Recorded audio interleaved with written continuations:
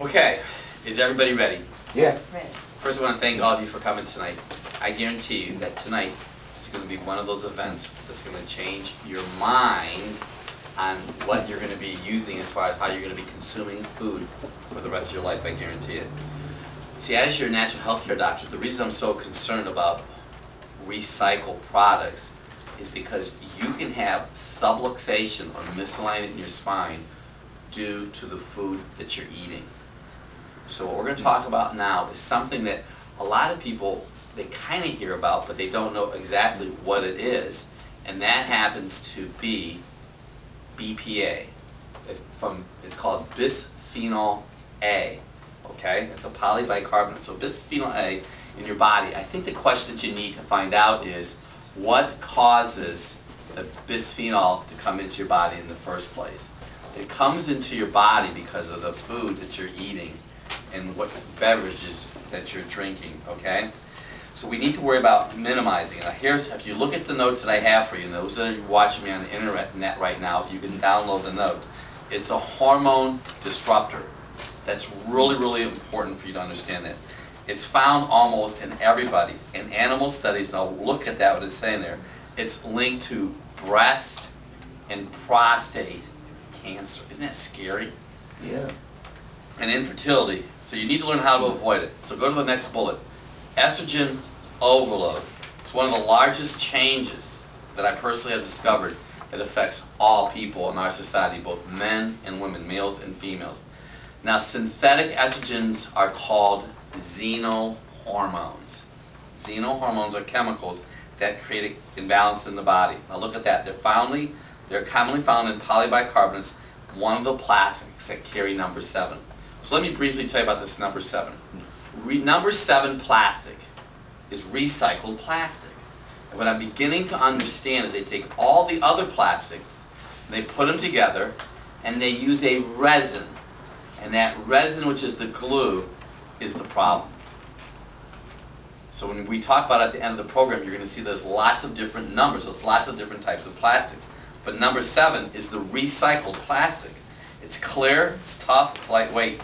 That makes it ideal from everything from bulletproof glass, water bottles, sippy cups, the dental sealant in your mouth, plastic knives, forks, spoons, food storage containers. It just goes on. You know what? We're all exposed to it every day. If you want to be exposed to it or not, unless you live in a little glass bubble, but items are transported in plastic today. Okay, polycarbonate is made from bisphenol or bisphenol A, the short name for BPA. There are epoxy resins that line the inside of the food and beverage containers, and cans have BPA in it also. Now this is probably one of the most critical things that people don't think about. The inside lining of the can is made of plastic. And when they heat the can, when they pasteurize the can, got that? That changes the chemical compound inside. So close to 100% of our exposure comes from cans, the plastic containers inside of canned food. Pretty scary, isn't it? It says Michael Shelby of the National Institute of Environmental Health and Sciences. Low levels of BPA are found in the house dust, the air, and in the water. That's pretty scary too. House dust, air, water, makes you just wonder what is exactly going on. The word that some scientists is that BPA is an estrogenic mimic. That means it activates the same receptors in the body as does estrogen. In fact, BPA was first studied in the 1930s as a synthetic estrogen for women. Now, in my book, Dr. Bob's Drugless Guide to Balancing Female Hormones, we talk about estrogen compounds. And a big issue with hormones today is that estrogen is a fake, or these plastics are fake estrogen. So what happens is that BPA is a chemical hormone disruptor. BPA is the largest volume endocrine disrupted chemical in commerce, says the BPA critic Frederick von Saul, a biologist at the University of Missouri. Worldwide, more than, you see that, 6 million pounds of BPA are manufactured every year. Trans fat is 8 billion, by the way. Von Saul is convinced that BPA causes a host of problems, including breast and prostate cancer. And you know, you think about And I have to congratulate all the women that do the marching and trying to get money for helping prevent breast cancer. But I think we need to talk more about what really is a part of the issue also. That these plastics can be a part of a female issue, as well can low thyroid and low iodine. How this affects you as a consumer ought to raise an eyebrow. You see, these compounds that you and your entire family are continually and relentlessly bombarded with are a component of why there are tender breasts and heavy menstruals in females, and also will affect sexual intimacy and potential prostate swelling and cancer in men. Your children can have accelerated secondary sexual characteristics because of all these plastics they're exposed to. So young ladies can have a very active sexual appetite, and young men can become effeminate. You see, young boys don't need estrogen, they need testosterone. So you're putting more estrogen inside of them instead of testosterone, they're going to start having effeminate young men. That means they're going to have more female characteristics. The characteristics that I see with prominent BPA exposure and other toxic exposure from conventional foods and items including car exhaust, fingernail polish, hair and aerosol sprays, paints, noxious vapor compounds released from carpets, wallpaper, magazine ink, creates body signals that will create challenges.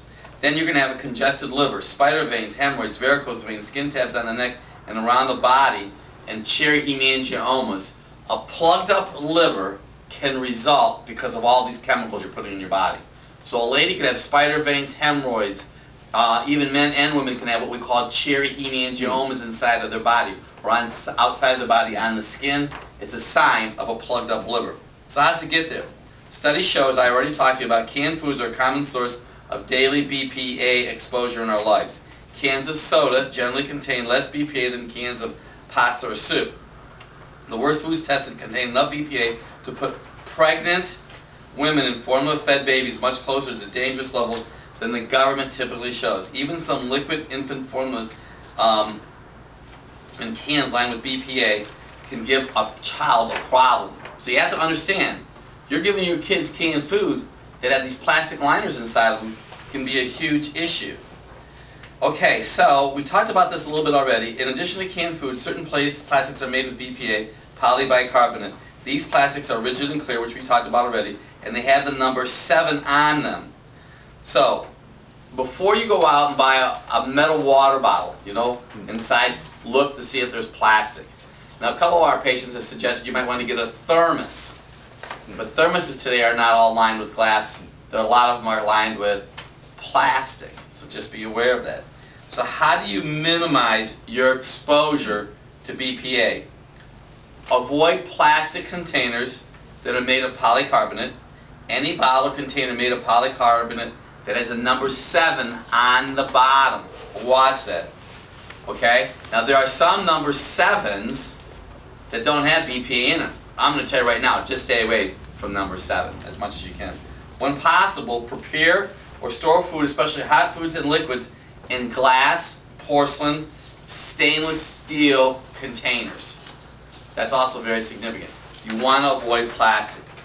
If you have bicarbonate plastic containers, don't microwave them.